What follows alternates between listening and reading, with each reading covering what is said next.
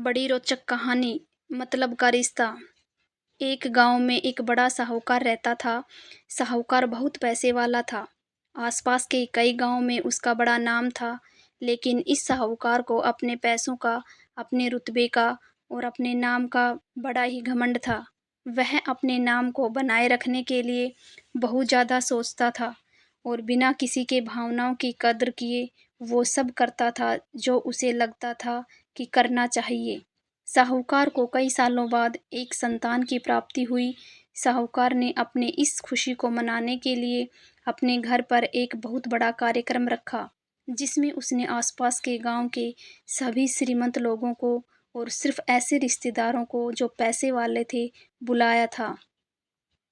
पास के ही गांव में साहूकार की खुद की सगी बहन भी रहती थी। क्योंकि इन दिनों उसकी आर्थिक स्थिति कुछ अच्छी नहीं थी, इसलिए उसने अपनी बहन को इस कार्यक्रम के लिए नहीं बुलाया। साहूकार ने जिस कार्यक्रम का आयोजन किया था वह इतना भव्य था और इसके अलावा उसमें इतने प्रसिद्ध और श्रीमंत लोग आने वाले थे कि इस कार्यक्रम की चर्चाएं हर गांव में होने लगी।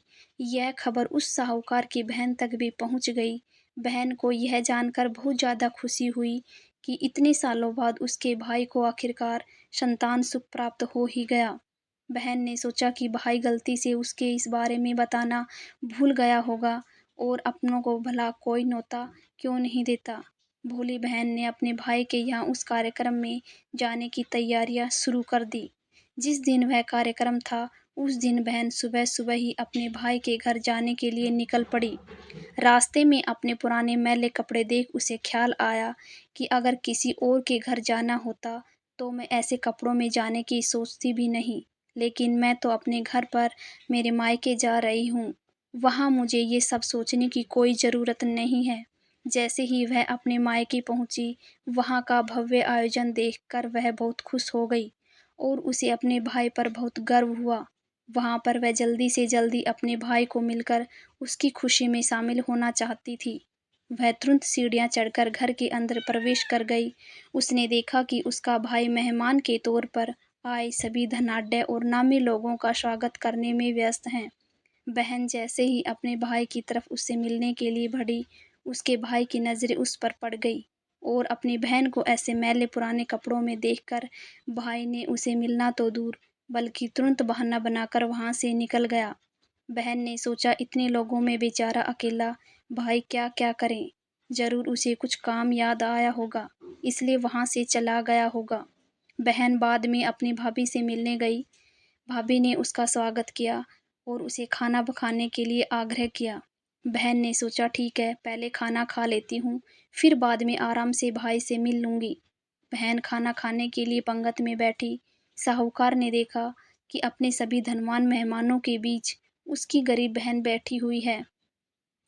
सभी कीमती पोशाक बहन लोगों के बीच उसकी बहन जो पुराने मैले कपड़े पहन कर बैठी थी, यह साहूकार से देखा नहीं गया।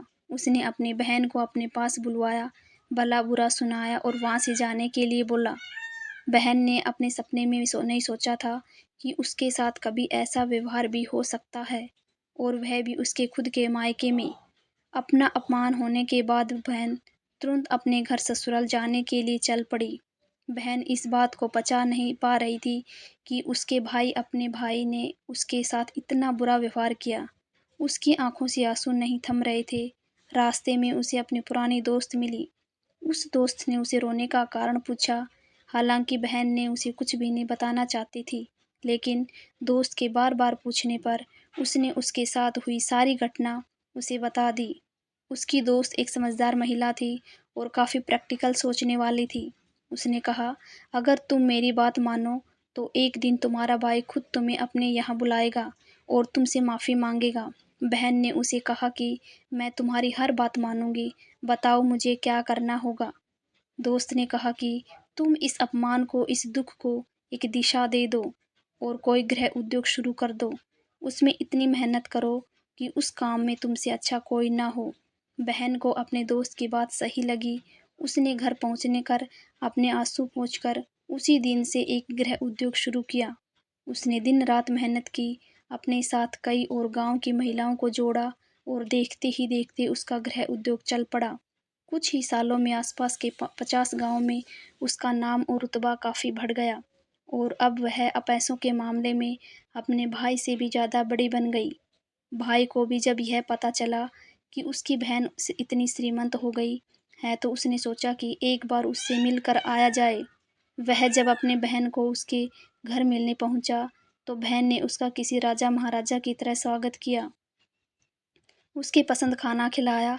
बहन का ऐसा व्यवहार देखकर भाई को अपनी पिछली गलती का एहसास हुआ, इसलिए उसने अपनी बहन को अपने घर होने वाली पूजा के लिए आमंत्रित किया। कुछ ही दिनों बाद बहन अपने भाई के यहाँ उस पूजा के लिए पहुँच गई। जैसे ही बहन अपने भाई के घर पहुँची, उसका भाई उसके स्वागत के लिए दरवाजे पर ही खड़ा था। बहन अपनी महंगी गाड़ी में आई थी, उसने बहुत कीमती साड़ी और उससे भी ज़्यादा कीमती गहने दागिने पहन रखे थे। बहन का ऐसा ठाट-बाट देखकर सिर्फ भाई ही नहीं बल्कि उसका पूरा गाँव दंग रह गया। भाई दौड़ कर आया और बहन की गाड़ी का दरवाज़ा खोलकर उसे बाहर आने के लिए कहा और बड़े प्यार से उसे पूजा का प्रसाद ग्रहण करने के लिए बुलाया। बहन को इस बार 12 पकवान परोसे गए थे। चांदी की थाली में उसे खाना दिया गया था। वह साथ में एक सोने की चम्मच भी रखी गई थी। उसके बैठने के लिए बेशकीमती पाट रखा गया था। बहन को यह सब देखकर उसके वह पुराने दिन याद आ गए, जब भाई ने उसे बिना खाना खिलाए ही भला बुरा कहकर वापस लौटा दिया था।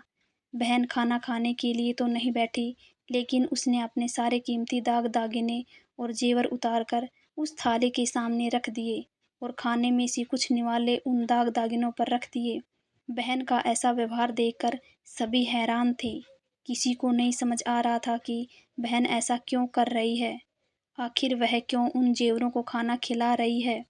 जब सभी ने उससे पूछा कि वह ऐसा क्यों कर रही है, तब बहन ने सबके सामने बताया कि आज जो उसका इतना मान सम्मान हो रहा है, वह दरअसल उसका नहीं, उसके इन्हीं कीमती दाग दागिनों और कपड़ों का हो रहा है। क्योंकि मैं तो अभी भी वही पुरानी साहूकार की बहन हूँ। अगर कुछ बदला है तो वह मेरी परिस्थिति है, मेरे कपड़े और गहने हैं। भाई ने अपनी गलती का एहसास होने पर इस बार अपनी बहन के पैर पकड़कर माफ़ी मांगी। बहन जो पहले भी अपने भाई से निस्वार्थ प्रेम करती थी, उसने अपने भाई को माफ़ कर दिया और उसे गले से लगा लिया। दोस्तों, पैसे सिर्फ हमारे जीवन को सरल बनाने के लिए हैं, जबकि रिश्ते जीवन में मिले किसी वरदान की तरह हैं। अगर उन्हें सच्चे मन से और निस्वार्थ भाव से निभाए जाएं, पैसे खर्च हो जाए तो आप बाद में भी कमा सकते हैं, मगर रिश्ते खर्च हो जाए या टूट जाएं, तो दुनिया का सारा धन भी आपको उन्हें वापस नहीं दिला सकता।